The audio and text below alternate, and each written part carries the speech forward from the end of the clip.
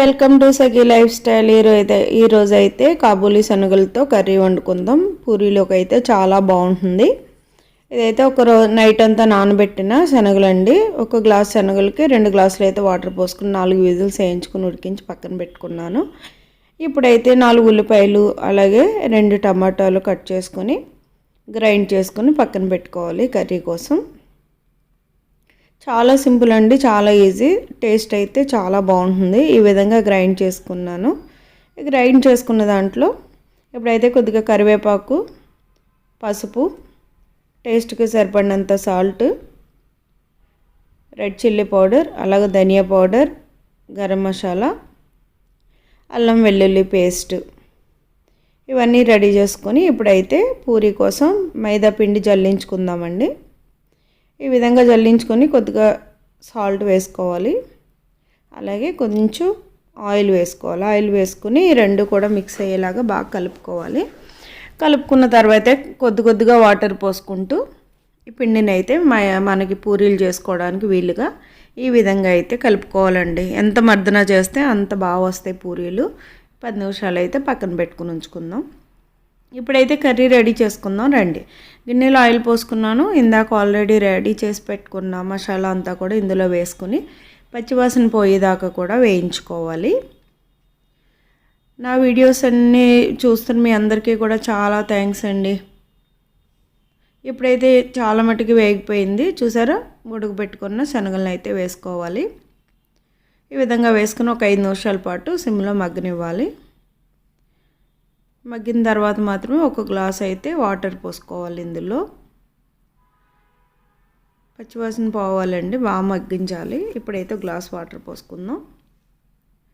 అంతేనండి, 5 నిమిషాల్లో అయితే కర్రీ రెడీ అయిపోతుంది. ఈ విధంగా ఉడికించుకోవాలి. లాస్ట్లో ఫైనల్ టచ్ నిమ్మరసం అయితే పిండుకోవాలండి. కొద్దిగా పులుపు వచ్చి ఆ టేస్ట్ చాలా బాగుంటుంది పూరీలోకి. అంతేనండి, రెడీ అయిపోయింది. చివరిగా కొత్తిమీరతో గార్నిష్ చేసుకున్నాను. శనగల కర్రీ అయితే రెడీ అయిపోయింది. మరి ఇప్పుడు పూరీలు చేసుకుందామండి.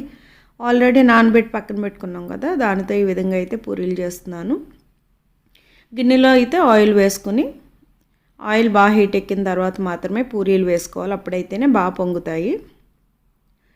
శనగల కర్రీ పూరీ కాంబినేషన్ అయితే అద్దరిపోతుందండి. సూపర్ అంటే సూపర్ ఉంటుంది నిజంగా. ఈ చనా కర్రీలో ఆలు కూడా వేసుకోవచ్చండి. ఆలు చనా కర్రీ అంటే బంగాళదుంప శనగలు కూడా కలిపి కూర వండుకోవచ్చు. అది కూడా చాలా బాగుంటుంది. పూరీలోకి కానీ, చపాతీలకు కానీ, పరోటాకు కానీ, నాన్కి కానీ దేనికైనా బాగుంటుందండి. అన్నిటికీ కూడా చాలా బాగుంటుంది. సూపర్ అంటే సూపర్ ఉంటుంది టేస్ట్. శనగల కర్రీ ఇష్టమైన వాళ్ళు అయితే తప్పకుండా ఇంట్లో ట్రై చేయండి. వండుకుని మీ ఇంట్లో అందరికీ పెట్టండి. అందరూ కంపల్సరీ చాలా బాగుందంటారు. పూరీలు మాత్రం చాలా స్మూత్గా చాలా బాగా వచ్చినాయండి. నూనె లాగలేదు. టేస్ట్ అయితే సూపర్ అంటే సూపర్ ఉంది. అలా నోట్లో వేసుకుంటా ఉంటే అలా కరిగిపోతుంది అనమాట. అసలు పూరీలా లేదు, వెన్నపూసలాగా నోట్లో వేసుకోగానే కరిగిపోతుంది. అంత స్మూత్గా ఉంది. మీరు కూడా ఇంట్లో ట్రై చేయండి. నా వీడియోస్ చూసిన ప్రతి ఒక్కరు కూడా తప్పకుండా లైక్ చేయండి, షేర్ చేయండి, అలాగే సబ్స్క్రైబ్ చేసుకుని బెల్ ఐకాన్ని ప్రెస్ చేయండి. బెల్ ప్రెస్ చేయడం వల్ల నేను పెట్టే నోటిఫికేషన్స్, వీడియోస్ అన్నీ కూడా మీకు ముందుగానే వస్తూ ఉంటాయి. మీ సపోర్ట్ నాకు తప్పకుండా కావాలండి. Thank you. మీరు ఎంతగానో సపోర్ట్ చేస్తున్నందుకే నేను ఇంతగా వీడియోస్ చేసి పెట్టగలుగుతున్నాను.